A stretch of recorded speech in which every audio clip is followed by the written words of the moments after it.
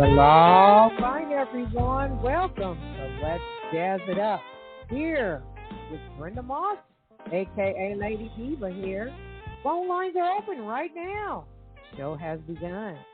I have with me a returning guest, award-winning saxophonist, flutist, and vocalist, Joyce Spencer, here back on the show. Welcome, Joyce Spencer. Well, thank you.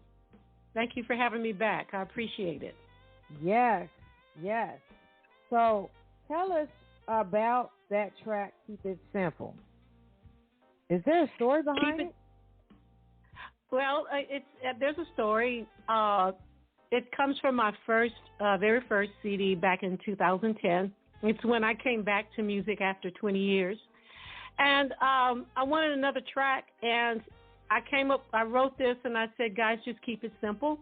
It was just going to be a short intro or outro to add to the CD. And I just told them to keep playing, and I would keep playing, and this is what happened. Okay. And I said, keep it simple. That was it. Well, you did a very, very good job. You did a very good job. Thank you for that information. By the way, where are you calling from? From Dallas, Texas. Dallas, Texas. All right, Dallas, Texas fans. I got my girl here back on the show. What's up with that? Yes. All right. So, since 2018, you were on my platform, and it was the album Colors? Many Colors. Many Colors.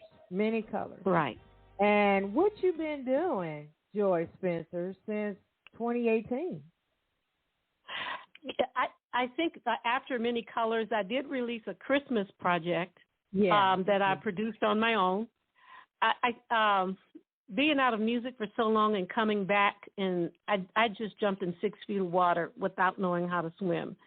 I took a break, and I took my time to find the right people to work with, from recording to producer, everything. Because, after having so many challenges, there's a saying that my mother and her sisters used to say, I can do bad all by myself. Oh, yeah. And I think that those experiences turned out to be a blessing, because I endeavored to learn how to record on my own and build a studio at home. Oh. And that has really helped me a lot. It helped me take control, if you will, of my sound, because what happens is that some people don't understand live horns. And, recording and finding the right spot, and some people are just not that patient, where I'm patient. Well, it's like taking your child to daycare. Daycare will never take care of your child like you do. Yeah. So I decided to find ways to learn, from miking, recording software, MIDI keyboards, everything. And it's really been a blessing, because not only for doing my own projects, but also collaborating with other people as well. Oh, okay. All right. Well, thank you for that information. Wow. Sounds like a brain scrambler right there. You've been busy. Yes, and there's a lot to learn. Not just music recording, but learning how to edit videos, video editing, doing my own graphic designs, flyers, things like that. And as an independent artist, that I said it on the show that I co-host, that nothing that we do costs 99 cents. The track costs 99 cents. Yeah. But everything that poured into that track, from the software you have to purchase, from the musicians you have to pay, from the mixing engineer, the mastering engineer, the producer, nothing costs 99 cents. So sometimes you have to find ways to cut costs. And I figured if I spend money on editing software where I can do it myself, I was able to do that. If you have the time, you have to pour in your time, even creating my own website. You try to find ways to cut the cost, because you know what you have to pour into. I'm talking just one track too. Yeah. I I feel you because I run across a lot of artists that tells me the same thing, but in a different way. So I understand. Mm-hmm. And thank you for that information. Thank you. So you're so welcome. Tell how you would introduce yourself to our curious listeners out there that don't know of you. What would you tell them about yourself and your music career? Well, professionally, I am I call myself a saxophonist, then a flutist, and then a singer. I'm also a songwriter and composer. I studied music in college. I have a music education degree, a bachelor's degree in music education. And after I graduated, I went to corporate America instead of music. I didn't teach. I didn't perform. It was just hard out there. And I have a saying that it's hard out there for a chick, holding a horn.